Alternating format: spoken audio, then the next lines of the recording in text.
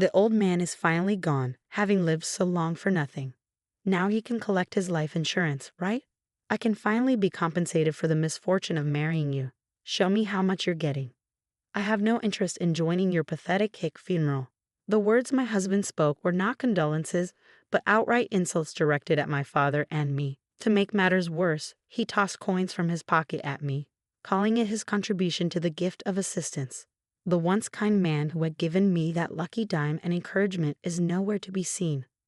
How did it all come to this? My vision was blurred by tears of rage and misery. Suddenly, a man appeared before me, playing a crucial role in what would come next. I was 35, working at a confectionery plant. My ex-husband and I had met at a previous job. At that time, I was a fresh graduate, clueless about my work. I made countless mistakes while everyone else seemed to get it right. I thought they were just minor flaws at first, but my struggle to learn new tasks persisted. The company fostered a cutthroat environment, so I was completely lost. When I made mistakes, my colleagues were burdened, and I carried the weight of their frustration. One day, it became too overwhelming, and I ended up crying in a small kitchen corner at work. My ex-husband, who happened to find me there, asked, "What's wrong? Do you want to talk?" I thanked him through my tears and confessed that I had made another mistake. He was 2 years older and had been with the company longer. He listened to my woes and managed to make me smile. I thought to myself, what a nice guy, and felt a bit better in his presence. He then remembered something and pulled out his wallet. Taking out a coin, he said, "This is a lucky silver dime from 1944. I hope it brings you good luck." I vowed to always keep that dime with me, no matter what. I soon found myself falling for him and asked a colleague to help me get closer to him. We started dating, fell in love, and eventually got married. I was ecstatic about the life we were building together. But there was one person who didn't agree with me, my father. He had devoted his life to the family farm, and although he was a man of few words and had rarely spoken to me growing up, he had a clear objection to my marriage. "I think you're rushing into this," he said. "I don't trust him. He might seem like a nice guy, but I believe there's someone else hiding behind that facade. You should wait and get to know him better." I retorted, "How do you know he's not good for me after meeting him just once? Besides, you've never given me any fatherly advice before. Now, all of a sudden, you're acting like a concerned father and lecturing me. I'm an adult. I don't need your permission." Hearing his objections for the first time, I felt hurt and unfairly blamed him. He never mentioned it again, and I ignored his warning, got married, and left home. We hadn't spoken since then.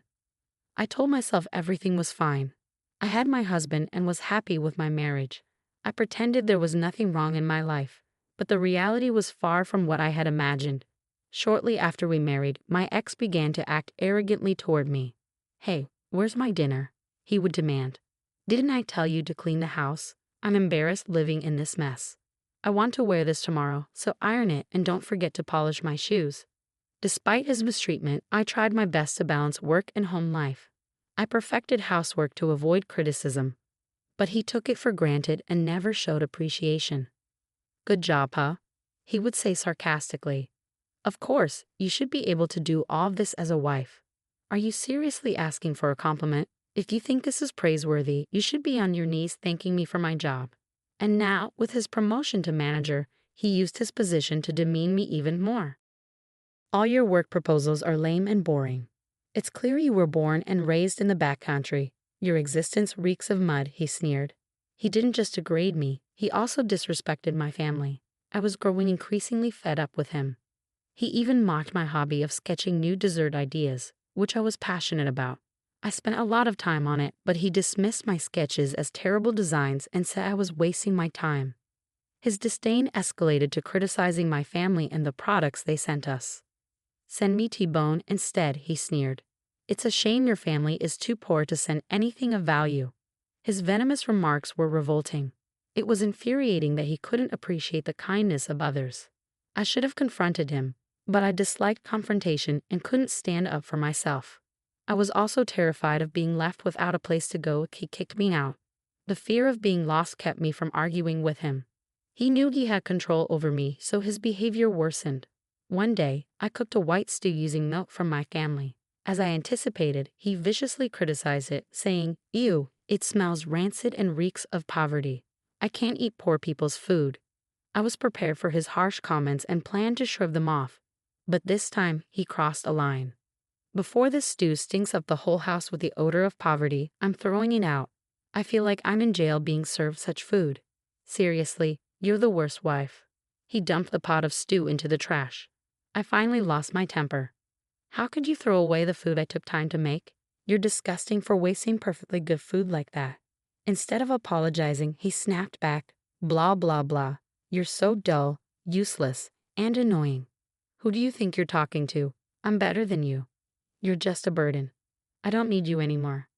Then he revealed why he married me. I thought at 35, you'd have savings. You seemed out of the dating loop for so long. I just wanted your money and to use you like a robot.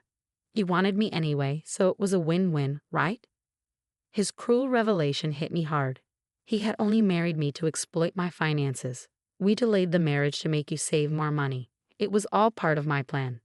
My savings are almost gone because you've been splurging, but you never mentioned that your savings are almost gone. How's that my fault? It's your job to manage the finances, so you take responsibility. A penniless wife is worthless to me, lower than my farm animals. With a vile sneer, he suddenly grabbed my sketches from the shelf and tore them to pieces. Pathetic, he shouted, tossing the scraps aside before storming out of the room. What have I ever done to you? I cried out in despair. I've only tried to do my best to make our lives better. That night, I couldn't sleep. I cried my eyes out. The next day, as he coldly told me, "Get out," without even looking up from his newspaper, I realized we were getting a divorce. Okay, I said, resigning myself. I had been thinking the same thing last night, so I quietly packed my things and left the house. As I stepped outside, my father's face appeared in my mind. He had always doubted this marriage. Why hadn't I listened to his words? Tears welled up in my eyes as I wondered what he would have said if I told him about the divorce. Would he have been angry with me for not heeding his advice? Would he have been disappointed or refused to speak to me? Unable to answer these questions, I started living alone, too afraid to confront him. I found a small apartment with my meager savings, but my ex spread harmful rumors about me, making my new life difficult. I was mentally exhausted. While scanning job ads online, I found a listing for a position at a bakery manufacturer, a job I had once dreamed of. Though I felt too old to change careers, I decided to give it a try. Working at the bakery manufacturer and learning new skills restored my confidence. Once I regained my sense of self, I decided it was time to do something I had been putting off. Visit my father and tell him about my divorce and new career. That night, however, I received a call from my mother, who was sobbing. "Your dad passed away in a hospital today. Please come home. The memorial service is the day after tomorrow." The news hit me like a hammer, and my mind went blank. I packed my things in a daze and drove as fast as I could to the ranch. When I arrived, I saw him lying peacefully in a casket. It was too late. I was too late. As I looked at my father's shriveled corpse, the reality of my regrets crashed down on me. I hadn't come clean about my divorce or apologized to him. "Why did you leave so soon, Dad?" I whispered through my tears. "I was going to tell you everything. I'm sorry for not coming sooner." I wept into my pillow all night, unable to sleep. 2 days later, his memorial service took place at the ranch. I was so devastated that I felt like a zombie. Then, unexpectedly, my ex appeared before me, having learned of my father's passing through a mutual friend. I had hoped he would show some respect at the service, but my expectations were quickly shattered. "So when are you getting your inheritance?" he demanded. "Since I took care of you, you need to pay me back for that."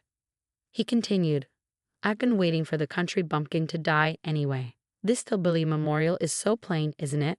Don't tell me you don't have money. Just sell this useless stuff to get more. This is your chance to prove that marrying you was worth it, even on such a solemn occasion." My ex's behavior was despicable, dishonoring both my father and me. "Leave now. There's no place for a slime ball like you here," I said, outraged. But he didn't care and persisted. "Pay me, then I'll leave. I don't even want to be in this crappy town. You always complicate things, which is why I divorced you." His cruelty was unbearable. As he continued to press for money and belittle the situation, I felt a deep, angry sadness. He sneered at me, blaming me for our divorce, even though we were at the far corner of the room, away from the others. People were beginning to notice the commotion. Without warning, he put on a scornful smile, as if struck by a brilliant idea, and reached into his pocket. "Here's my contribution to your gift of assistance," he said, his voice dripping with mockery. He then threw coins at me with a flourish, the clinking sound echoing through the room. His dreadful smile never wavered as he picked up a dime from the floor, holding it up as though it were a trophy. I knew exactly what he meant.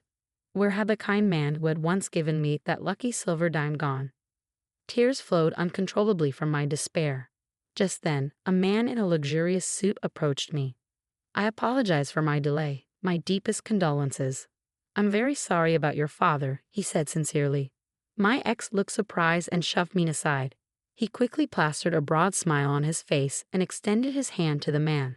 It turned out the man was an important contact for a big project my ex had been working on.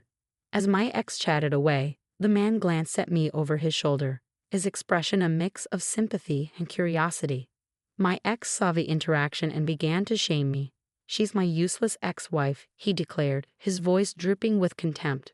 "She thinks crying will fix everything. She sits up high on her throne, never intending to improve herself." I'm embarrassed that I was even giving her a lecture. He laughed dismissively, clearly believing he looked authoritative. But the man remained stoic and calm. "I'm retracting the contract with your company." "What?" The color drained from my ex's face. "She's a key person in the project," the man continued, "and I would never associate with a company that humiliates one of my excellent employees in public. If this dull woman is your excellent employee, there must be some mistake." Ignoring my ex, who was now frantic, the man immediately called his boss and announced the contract's cancellation. My ex's phone rang immediately afterward, his voice trembling as he apologized repeatedly. "My father's ranch may have been small scale, but its products were known for their exceptional quality, even praised by renowned pastry chefs. By sheer coincidence, I started working at my current job, where my boss was a fan of my father's milk and butter. My refined palate, honed by top-quality ingredients, was valued in my new role.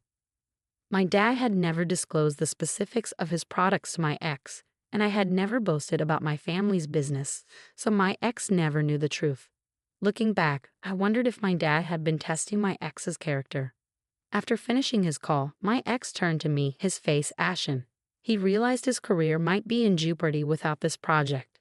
His demeanor suddenly shifted as he pleaded, "Please talk to him and make him change his mind. I didn't mean to harm you. Please forgive me. I'm sorry, only because I need to save my career." Reaching my boiling point, I let out all my frustration. "You self-centered bastard. Do you think crying will make things better?" Right back at you. "One of the sketches you tore apart that day was the origin of this project. Now you want to sell my Lane Creek made with my dad's milk, which you once said stunk of poverty." The project my ex was working on involved crepes that I had created and supervised, using cream made from my dad's fresh milk. When he learned the details, he snapped. "Why didn't you tell me?" Kicking over chairs in frustration, he was met with a man's calm response. The man stoically picked up the chairs and placed them back. "You may not realize it, but many industry professionals are here. There's no point in resisting anymore. Your misconduct will spread quickly. You have no place here." My ex collapsed onto the floor, desperation etched into his face as he clung to me. "Please help me," he begged. "I'm going to lose everything. I'm so sorry for what I've done. Please just help me." He clung to me, miserable and pleading. I decided to respond with a sweetness that masked my true feelings. As he looked up at me with hopeful eyes, thinking he was saved, I took the lucky silver coin he had given me when we first met out of my purse. I lowered it to his eye level and then deliberately dropped it onto the floor. "You make your own luck," I said coldly. "Hope you understand that someday." He was stunned, frozen in place like a statue. Ironically, the tables had turned, and he began to whimper. "Be quiet," I snapped. "Stop disrupting the memorial. Aren't you ashamed of yourself? You're the lamest person here. Good riddance to bad luck." With nothing left to say or do, he fled the house, tail between his legs. A week after my father's funeral, news broke that my ex, who had been responsible for the project's failure, faced severe repercussions. He was reprimanded by his superiors, and when it was discovered he had embezzled the project budget, was fired and criminally charged. He was left exhausted and broken, his bad deeds catching up with him. He ended up living in a shabby apartment, alone. Meanwhile, my dad's friends and staff, who had inherited his commitment to quality, continued to uphold his legacy. They were expanding their business and maintaining the high standards he had set. The man who had canceled the project contacted me and shared that he had known my dad for many years. He recounted a conversation he'd had with my father after I was hired at his company. "Your daughter is putting a lot of effort into her work, even amidst her divorce," he said. "I want to support her as much as I can." Though he was aware of my divorce, he seemed relieved. "It's heartbreaking to know she was mistreated and that your family was disrespected. Knowing her, I worry that she pushed herself too hard. I'm ashamed I didn't reach out when she was suffering. I hope to see her thrive in her own happiness from now on. Please take care of her." Listening to these words, I couldn't stop crying. Discovering my father's true thoughts and how he cared for me filled me with overwhelming gratitude. Despite the struggles, I now felt hopeful about my future. "I'm sorry, Dad, for not being by your side in your last moments," I said to the sky. "There have been many struggles, but I'm better now. I'm living a full life, learning to be a patissier. I'm going to use all the products you cherished for so many years. Please watch over me from heaven. I love you so much." With my heart full of gratitude, I promised to keep working hard to become the patissier